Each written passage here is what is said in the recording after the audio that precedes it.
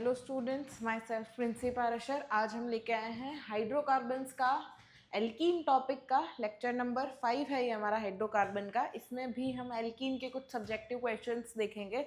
Last जो lecture number 4 था उसमें भी हमने कुछ एल्कीन के सब्जेक्टिव क्वेश्चंस देखे थे। आज इस लेक्चर में हम एल्कीन ख़त्म कर देंगे, नेक्स्ट लेक्चर में हम फिर एल्काइन स्टार्ट करेंगे। तो हमारा एल्कीन का सब्जेक्टिव क्वेश्चन नंबर 34 है। ये है 1,4 पेंटाडाइन अगर हमारा एक्सेस ऑफ HCl से रिएक्ट करेगा in presence of benzoyl peroxide. तो यहाँ पर हमने पहले 1,4 पेंटाडाइन का स्ट्रक्चर ड्रॉ करना है।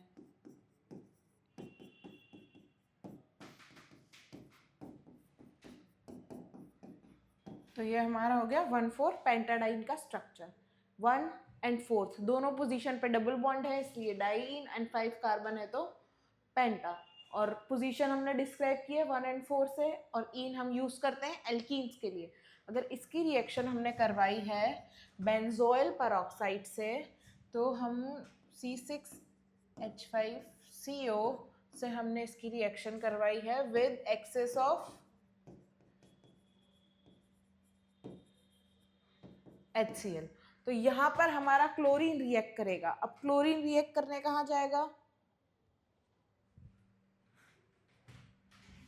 या तो यहाँ पर हमारा कैटायन बनेगा या तो यहाँ पर हमारा कैटायन बनेगा। तो ये दो पोजीशन में से हमारा कैटायन कहीं भी बन सकता है, और दोनों पोजीशन पे सेम है। कोई हम दोनों में से किसी एक को स्टेबलाइज करके नहीं बता सकते, और हमारे पास एक्सेस में HCl है, तो हमारा क्लोरीन दोनों जगह अटैच्ड हो जाएगा। तो यहाँ पर हमारा आएगा CH3 CH Cl CH2 CHCl then CH3। तो ये हमारी रिएक्शन का प्रोडक्ट नंबर X आ गया, मतलब इसको हम बोलेंगे X। अब इसके बाद है हमें एक्सेस ऑफ ड्राई ईथर से हमें रिएक्शन करवानी है। अब ड्राई ईथर में हम यूज करते हैं मैग्नीशियम विद ड्राई ईथर। तो इसकी रिएक्शन हम X से करवाएंगे, तो हमारा क्या बनेगा? ड्राई ईथर में हमारे पास मैग्नीशियम होगा, तो वो यहाँ पर ग्रिकनर बना लेगा, MgCl का सॉल्ट बनाएगा यहाँ पर। तो यहाँ पर हमारा प्रोडक्ट बन जाएगा CH3Cl MgCl CH2 CH MgCl and then CH3। अब लास्ट में है हमारे पास कि अगर हमारा ये हमारा Y है, अगर हमारा Y की रिएक्शन हम करवाते हैं इथाइल एसीटेट से, तो इथाइल एसीटेट क्या होता है? ये हमारा एसीटेट ग्रुप और ये हमारा इथाइल, तो ये हमारा हो गया इथाइल एसीटेट। इसको हम शॉर्ट फॉर्म में ऐसे लिख सकते हैं CH3COC2H5। तो इससे अगर हमने इसकी रिएक्शन करवा दी है, तो हमारा फिर प्रोडक्ट COCH3 बन जाएगा, और CH2H5OH अलग निकलकर इथाइल अल्कोहल हमारा बाय प्रोडक्ट में फॉर्म होगा। तो ये यहाँ से हमारा ऐड हो जाएगा MgCl की जगह पर। तो यहाँ पर हमारा फाइनल प्रोडक्ट जो बनेगा वो होगा CH3CH COCH3 CH2 CH COCH3 and then हमारा बनेगा CH3। तो ये हमारा हो गया final product after reaction with ethyl acetate. तो हमारे तीनों स्ट्रक्चर्स डिफाइन हो चुके हैं, X, Y और Z। फर्स्टली हमने बेंजोइल पेरोक्साइड की एक्सेस ऑफ HCl की प्रेजेंस में रिएक्शन करवाई है, तो कार्बोकैटायन जहाँ पर ज़्यादा स्टेबल होगा वहाँ पे हमारा क्लोरीन अटैक करेगा, क्लोरीन अटैक कर दिया। फिर मैग्नीशियम में ड्राई ईथर से X की रिएक्शन करवाई है, तो मैग्नीशियम क्लोरीन के पास जाएगा सॉल्ट बनाने, तो ये यहाँ पे हमारा Y फॉर्म हो जाएगा। फिर हमने रिएक्शन करवाई है इथाइल एसीटेट से, तो ये हमारा इथाइल एसीटेट का स्ट्रक्चर है। इथाइल एसीटेट की रिएक्शन करवाएंगे तो MgCl यहाँ से निकाल के वो COCH3 को यहाँ पे ऐड कर देगा, और जो हमारा हाइड्रोजन पहले निकला था वो यहाँ से बाय प्रोडक्ट में हमारा C2H5OH बना देगा।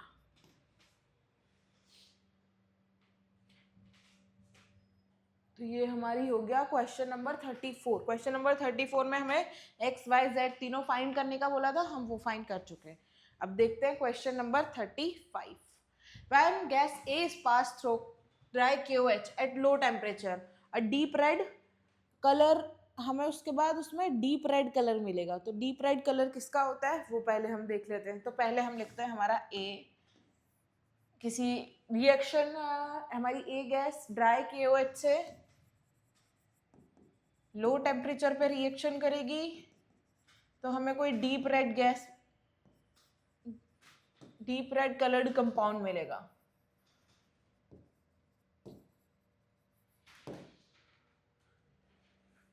जो होगा हमारा बी एंड सी, एक हमें गैस मिलेगी।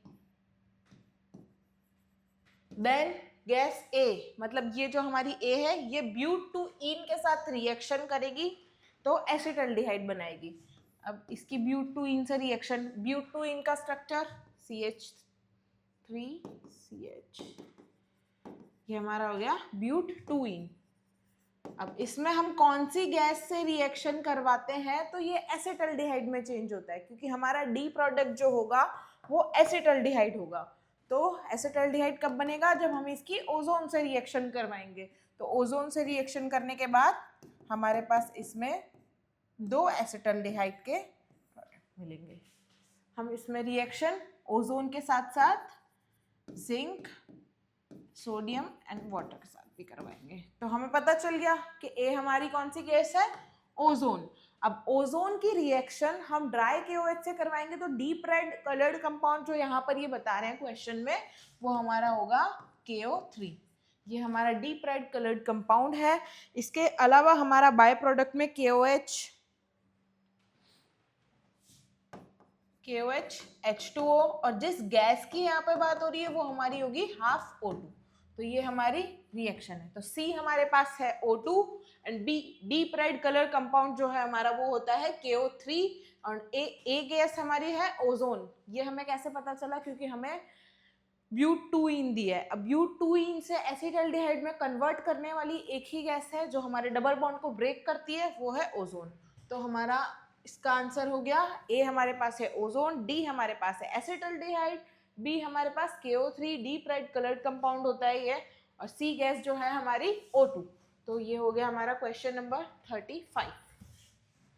नेक्स्ट क्वेश्चन देखते हैं, question number 36। Identify C6H12 N optically active hydrocarbon which can catalytic hydrogenation given optically inactive compound. अब हमें C6H12 का पता करना है। CnH2n मीन्स एल्कीन है ये तो हमारे पास। अब एल्कीन, कौन सा एल्कीन होगा ये, मतलब हमारे डबल बॉन्ड की पोजीशन इसमें कौन सी ऐसी आएगी जिसमें ये पहले तो ऑप्टिकली एक्टिव होगा बट बाद में ये ऑप्टिकली इनएक्टिव हो जाएगा। तो उसके लिए हमें चेक करना है। C6 है, 1 2 3 4 5, ये 6 हो गया। एक कायरल कार्बन होना चाहिए ऑप्टिकल एक्टिव होने के लिए, और C6H12 एल्कीन है तो ये डबल बॉन्ड। यहाँ पे ये हो गया CH3 CH2 CH CH CH2 CH3। तो ये हमारा हो गया कायरल कार्बन, और कोई पॉसिबिलिटी नहीं बन सकती इसमें। अगर हम डबल बॉन्ड को यहाँ बनाएंगे तो हमारा कोई कायरल कार्बन नहीं आएगा, यहाँ पर दोनों CH आ जाएंगे। तो ये हमारा एक हो गया कायरल कार्बन, तो ये हमारा हो गया ऑप्टिकली एक्टिव।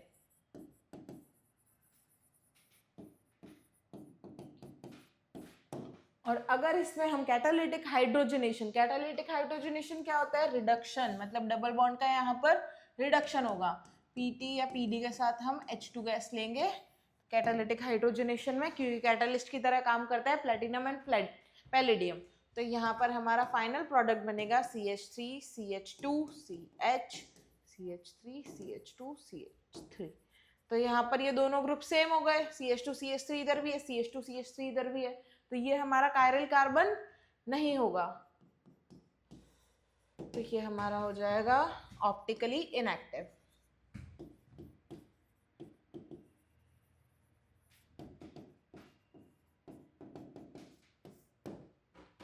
तो C6H12 हमारे पास है, वो ये है, एंड C6H14 हमारे पास है, वो ये है। अब दोनों का यहाँ पे लिखा हुआ, ये ऑप्टिकली इनएक्टिव है, ये ऑप्टिकली एक्टिव है, क्योंकि यहाँ पर इथीन है और इथाइल है, मिथाइल है और हाइड्रोजन है। तो चारों ग्रुप डिफरेंट हो गए, तो ये हमारा कायरल कार्बन हो गया। अब कायरल कार्बन है तो मतलब ऑप्टिकली एक्टिव। तो ये हमारा हो गया question number 36। Identify C4H8 which acts on HBr and presents in the absence of peroxide। अब peroxide की presence और absence में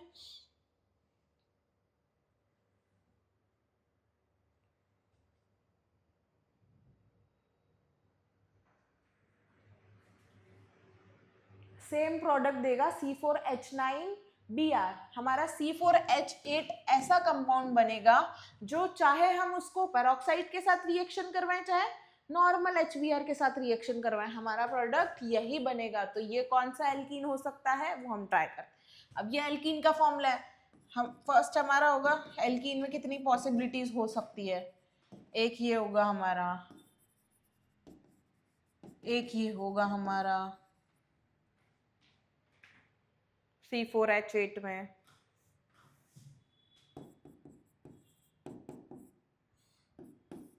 एक ये भी हो सकता है। तो अब हम चेक करते हैं किसमें सेम प्रोडक्ट बनेगा।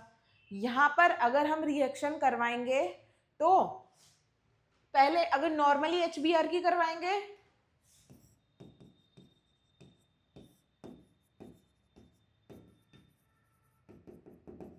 तो हमारी रिएक्शन मार्कोनिकॉफ रूल से होगी, और HBr अगर हम पेरोक्साइड के साथ लेते हैं तो हमारी रिएक्शन एंटी मार्कोनिकॉफ रूल से होती है। तो अगर हम HBr नॉर्मली लेंगे तो ये हमारी रिएक्शन होगी, यहाँ पे Br आ जाएगा CH2CH3, और अगर हम एंटी मार्कोनिकॉफ रूल से लेंगे तो यहाँ पर हमारा Br आ जाएगा। तो ये दो डिफरेंट प्रोडक्ट बन गए। तो फर्स्ट वाला तो हो गया हमारा रॉन्ग, हमें दोनों से सेम प्रोडक्ट चाहिए। क्वेश्चन में पूछा हुआ है कि दोनों से सेम प्रोडक्ट क्या बनेगा, तो ये तो हमारा हो गया रॉन्ग। तो जैसे जैसे हम स्ट्रक्चर रॉन्ग करते जाएंगे हमारे कंफ्यूजन्स क्लियर। अब हमारे पास दो स्ट्रक्चर और बचे हैं ब्यूटीन के। अब हम देखते हैं इसमें अगर हम नॉर्मल HBr की रिएक्शन करवाएंगे तो HBr हमारा हमेशा जहाँ पर कार्बोकैटायन स्टेबल है वहाँ ऐड होगा, और अगर हम HBr की रिएक्शन पेरोक्साइड के साथ करवाएंगे तो हमारा HBr यहाँ ऐड होगा, मतलब Br हमारा यहाँ पर आ जाएगा CH3 और CH3। इससे भी दोनों डिफरेंट प्रोडक्ट बन गए। तो ये थर्ड स्ट्रक्चर भी हमारा रॉन्ग हो गया। अब देखते हैं स्ट्रक्चर नंबर सेकंड। अब इस स्ट्रक्चर में चाहे हम HBr से रिएक्शन करवाएं चाहे हम HBr की पेरोक्साइड के साथ रिएक्शन करवाएं, हमारा प्रोडक्ट सेम ही बनेगा, क्योंकि ये हमारा सिमेट्रिकल एल्कीन है। सिमेट्रिकल एल्कीन के केस में हमारा प्रोडक्ट सेम बनता है। अब यहाँ पर हम अगर नॉर्मल करवाएंगे तो भी Br इन दोनों में से किसी भी जगह आएगा, तो कुछ चेंज नहीं होगा। पेरोक्साइड्स के साथ करवाएंगे तो भी सेम प्रोडक्ट बनेगा। तो ये हमारी रिएक्शन हो गई इसकी कि हमारा जो एल्कीन होगा वो सिमेट्रिकल एल्कीन होगा, जिसका स्ट्रक्चर होगा ये। इसकी रिएक्शन चाहे हम पेरोक्साइड के साथ करवाएं चाहे HBr के साथ करवाएं, सेम ही प्रोडक्ट बनेगा।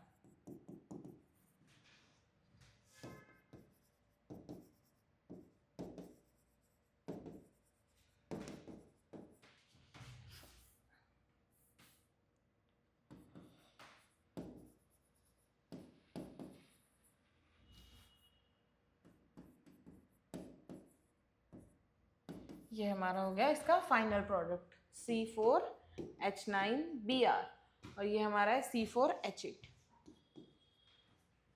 तो ये हमारा इसकी रिएक्शन हो गई। हमें क्वेश्चन में अगर सेम प्रोडक्ट नहीं पूछा होता तो हम तीनों एल्कीन की रिएक्शंस लिखते, बट यहाँ पर स्पेसिफाई किया हुआ है कि सेम प्रोडक्ट बनेगा, वो एल्कीन चूज करना है, तो इसलिए हमने ये चूज किया। नेक्स्ट क्वेश्चन देखते हैं, question number 38। How would you distinguish between cyclohexane and cyclohexene. Cyclohexene बहुत ही बेसिक टेस्ट होते हैं हमारे। साइक्लोहेक्सीन जो होगा हमारा वो एल्कीन वाले जो हमारे मेनली इंपॉर्टेंट टेस्ट होते हैं ऑर्गेनिक केमिस्ट्री में, bromine water test and Baeyer's reagent, ये परफॉर्म करेगा। और साइक्लोहेक्सेन हमारा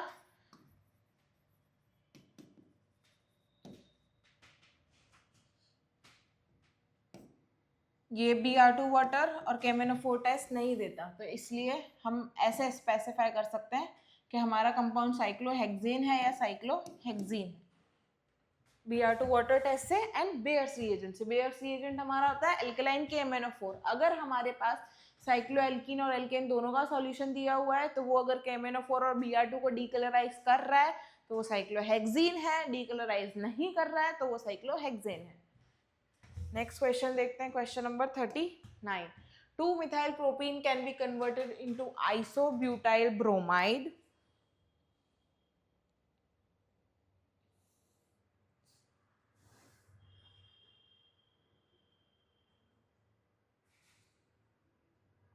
By hydrogen bromide. Is that true? If so, state the condition.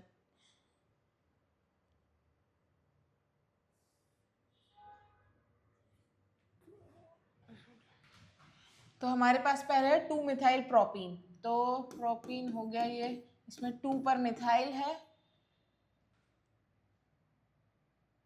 और यहीं पर डबल बॉन्ड है, तो ये हमारा हो गया CH2 CH3. तो ये आइसोब्यूटाइल ब्रोमाइड में कन्वर्ट हो सकता है अगर हम HBr से इसकी रिएक्शन करवाएंगे तो अगर हम देखते हैं रिएक्शन, अगर हम नॉर्मल कंडीशन में करवाते हैं तो ये हमारा HBr से रिएक्शन अगर हमने इसकी करवाई है तो ये हमारा CH3CH3 और ये Br. और अगर हम पेरोक्साइड के साथ इसकी रिएक्शन करवाते हैं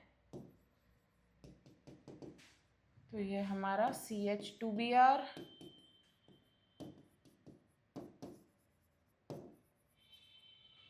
ये दोनों रिएक्शन, ये दोनों कंडीशंस हमारे पास है.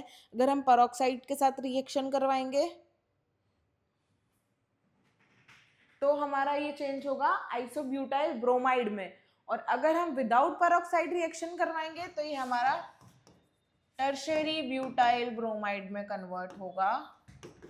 और अगर हम पेरोक्साइड के साथ रिएक्शन करवाएंगे तो ये हमारा आइसोब्यूटाइल ब्रोमाइड में कन्वर्ट होगा.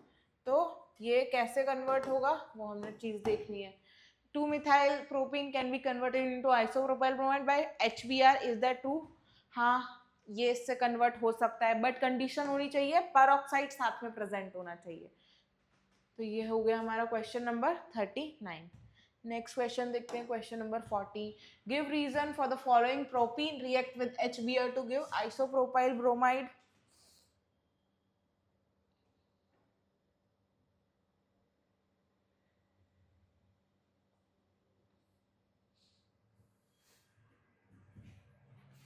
प्रोपीन की HBr से रिएक्शन करवानी है. अब ये हमारा हो गया प्रोपीन, इसकी HBr से रिएक्शन करवाएंगे तो आइसोप्रोपाइल ब्रोमाइड में कन्वर्ट होगा, एन प्रोपाइल ब्रोमाइड में कन्वर्ट नहीं होगा. क्योंकि इसका रीजन भी मैं बता देती हूँ. यहाँ पर हमने HBr की रिएक्शन करवाई है इससे, तो हाइड्रोजन हमारा, ये हमारा मार्कोनिकॉफ रूल के अकॉर्डिंग होगा. हाइड्रोजन हमारा जहाँ जाएगा जहाँ पर हाइड्रोजन ज़्यादा होंगे, और ब्रोमीन हमारा जहाँ जाएगा जहाँ पर नंबर ऑफ अल्फा हाइड्रोजन जहाँ से ज़्यादा बने, जहाँ का कार्बोकैटायन ज़्यादा स्टेबल हो, तो वो चीज़ हमें देखनी है. तो हमारा पॉजिटिव चार्ज आएगा यहाँ पर, और ये पॉजिटिव चार्ज को स्टेबलाइज करने के लिए हमारा ब्रोमीन आएगा यहाँ पर. तो ये पोजीशन हमारी हो गई आइसो, तो यहाँ पर ये हमारा बन जाता है आइसो प्रोपाइल ब्रोमाइड, क्योंकि यहाँ पर जो ब्रोमीन है वो आइसो पोजीशन पे अटैच्ड है. और अगर हमारा ब्रोमीन यहाँ अटैच्ड होता जो कि एंटी मार्कोनिकॉफ रूल से होता तो हमारा एन प्रोपाइल ब्रोमाइड बनता. तो ये हमारा हो गया फर्स्ट का आंसर. सेकेंड है हमारे पास, the central carbon carbon bond in one three butadiene is shorter than that. तो इसमें 1,3-ब्यूटाडाइन के केस में हम चेक करते हैं. 1,3-ब्यूटाडाइन, तो एक कार्बन, दो कार्बन, तीन, चार, 1 और थर्ड. तो यहाँ पर हम देखेंगे, हमें पूछा है position carbon carbon bond length की. The central carbon carbon bond in one three butadiene is shorter than in N-ब्यूटेन.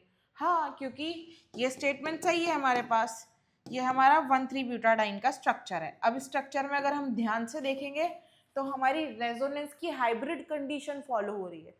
Double bond, single bond, double bond. तो यहाँ पर रेजोनेंस हो सकता है. अगर हम रेजोनेंस करवाएंगे तो ये डबल बॉन्ड जाएगा इधर, ये डबल बॉन्ड जाएगा इधर.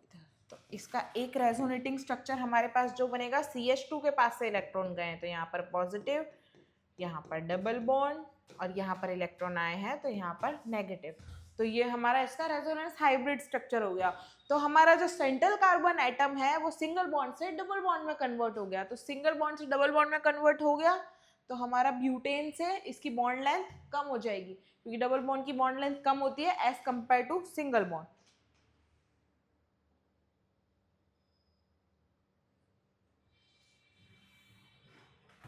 तो यहाँ पर आपको लिखना है due to resonance central carbon atom in 1,3-butadiene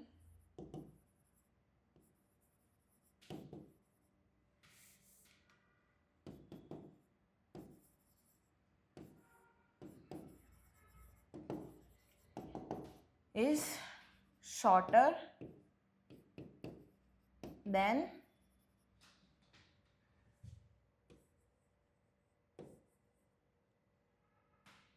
butane, क्योंकि ब्यूटेन में हमारा डबल बॉन्ड नहीं होता, ओनली सिंगल बॉन्ड होता है। ये हमारा ब्यूटेन का स्ट्रक्चर और इसमें कोई रेजोनेंस कंडीशन नहीं होती। यहाँ पर रेजोनेंस कंडीशन की वजह से सिंगल बॉन्ड हमारा डबल बॉन्ड में कन्वर्ट हो जाता है, तो इसलिए हम अगर देखेंगे तो ये हमारा सिंगल बॉन्ड यहाँ पर डबल बॉन्ड में कन्वर्ट हो जाएगा। तो 1,3-ब्यूटाडाइन में सेंट्रल कार्बन कार्बन एटम की बॉन्ड लेंथ कम होती है, तो ये चीज़ यहाँ पे लिखी हुई है, सही है। ये हमने यहाँ पर एक्सप्लेन कर दिया क्यों होती है, ड्यू टू रेजोनेंस।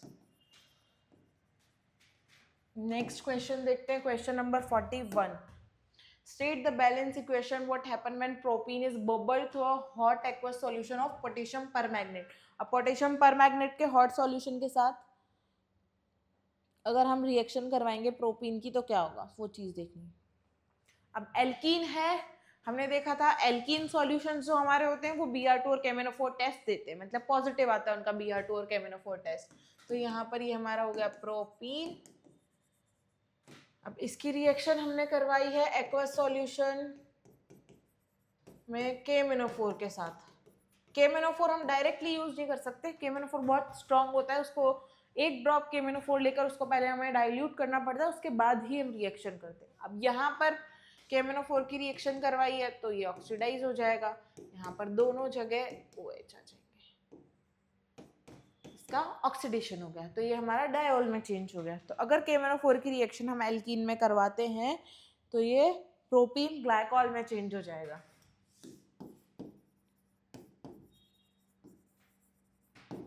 क्योंकि प्रोपीन से यहाँ पर ग्लाइकॉल में चेंज हो गया, 2 OH ऐड हो गए बिकॉज ऑफ KMnO4। तो ये हमारी बैलेंस इक्वेशन हो गई इसकी। H2 हमने यूज़ किया है, प्रोपीन यूज़ किया है, और एक हम यहाँ पर ऑक्सीडेशन के लिए एक ऑक्सीजन बैलेंस करना पड़ेगा, तो ये यहाँ पर एक ऑक्सीजन आ जाएगा। तो ये हमारा हो गया reaction balanced.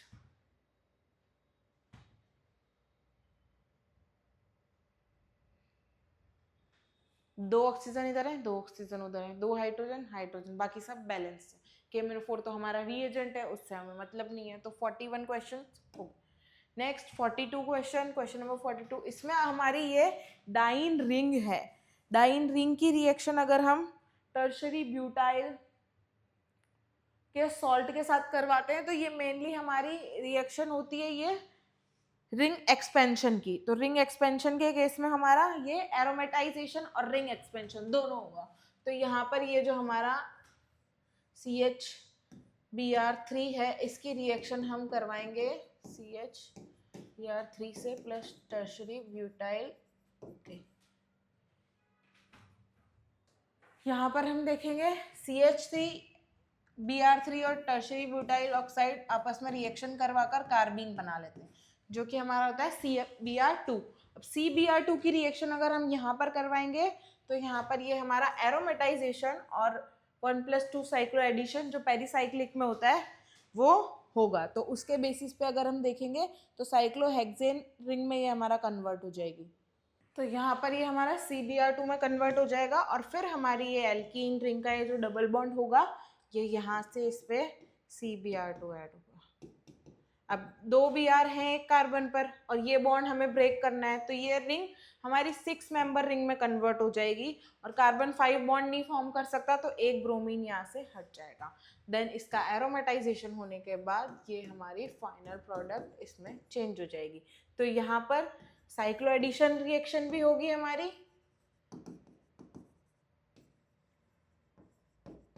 And cyclo addition reaction के बाद यहाँ पर हमारी एरोमेटाइजेशन रिएक्शन भी होगी। उसके बाद ये हमारा डाइन चेंज हो जाएगा एरोमेटिक रिंग ब्रोमीन में।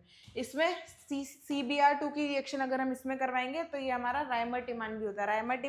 रायमर्टिमान में भी हम कार्बीन की रिएक्शन करवाते हैं किसी भी एल्कीन से, तो यहाँ पर वो चीज़ हमने करवाई है और उसके बाद हमारा फाइनल प्रोडक्ट चेंज हुआ है ब्रोमो बेंजीन में। तो ये हमारे एल्कीन के कुछ सब्जेक्टिव क्वेश्चंस हो चुके हैं।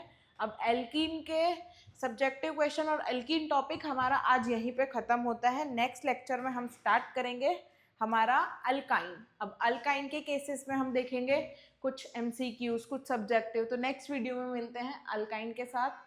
Thank you so much for watching, stay tuned.